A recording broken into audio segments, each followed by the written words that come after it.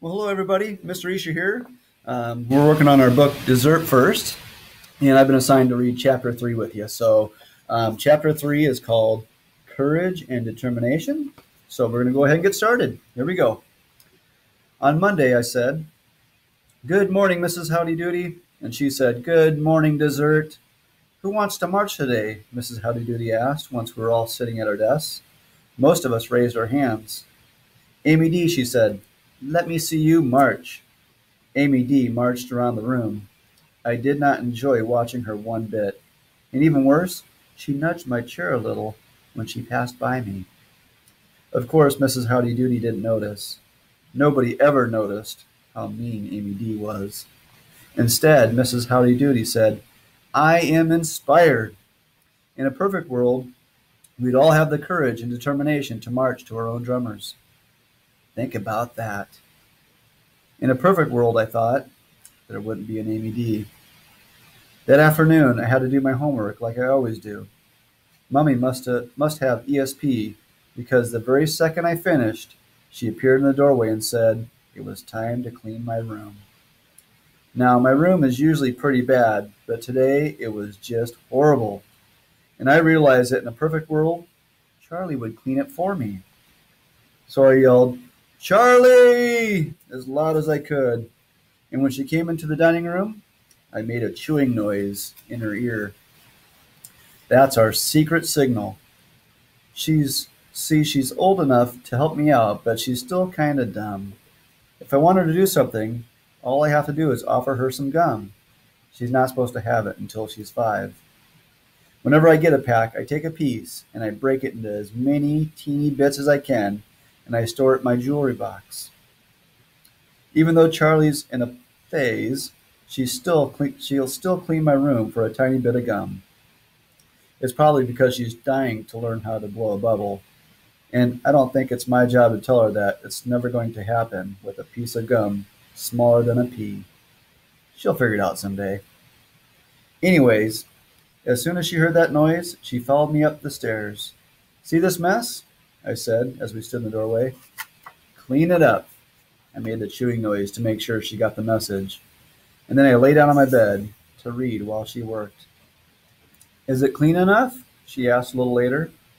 I looked around and said, "In a perfect world, Charlie, you would empty that, too." I took my bookmark and pointed to my wastebasket. After she emptied it, I couldn't find anything else for her to do, so I said, "Charlie, you may get your gum." Then Wolfie showed up singing E-I-E-I-O, which means he's in a good mood. I was so glad my room was done that I let him and Charlie play with my teeny china dogs until I heard Daddy yelling, "Come and get it!" The three of us went down to the kitchen, and Mommy and Mushy were already there. So Daddy put our meal on the table. I took one look at my plate and realized that in a perfect world, I would not be about to eat a turkey burger, kettle chips, and baby carrots. In a perfect world, I would be about to eat a lemon square. I didn't even feel like sitting down. Instead, I stood there and said, "Mummy and Daddy, in a perfect world, dessert comes before supper. My body is calling for dessert first." "What are you talking about?" said Daddy. I was still standing, and I cleared my throat and said, "Daddy, what I'm trying to say is that in a perfect world, lemon squares come before turkey burgers." I'm listening to my body. "Well," said Mommy, "this isn't a perfect world, so you can tell your body that we don't eat dessert first in the Schneider household. Further, your turkey burger will get cold." "Cold turkey burgers do not bother me," I said. "You may not mind them," said Mummy, "but your father and I do. Turkey burgers are served warm." "That's right," said Daddy. "You're from a food family. Nobody here is going to eat a cold tea burger." "Then my name must be Nobody tonight," I said, full of courage and determination. "What did you say?" Daddy asked. The look on his face did not scare me.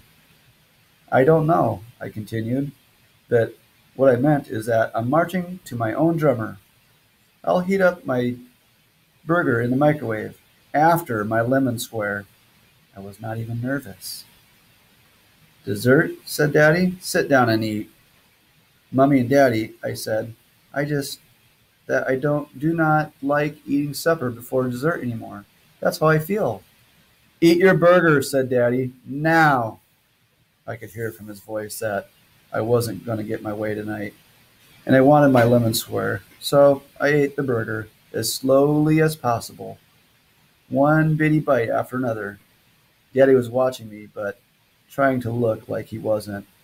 And when I finished, he said, "Did you enjoy your burger?" "I did," I said cheerfully, and I muttered, "Not," under my breath. I figured it was the best way to let Daddy think he'd won. All right, thanks for reading chapter 3 with me, and you guys enjoy the rest of the book.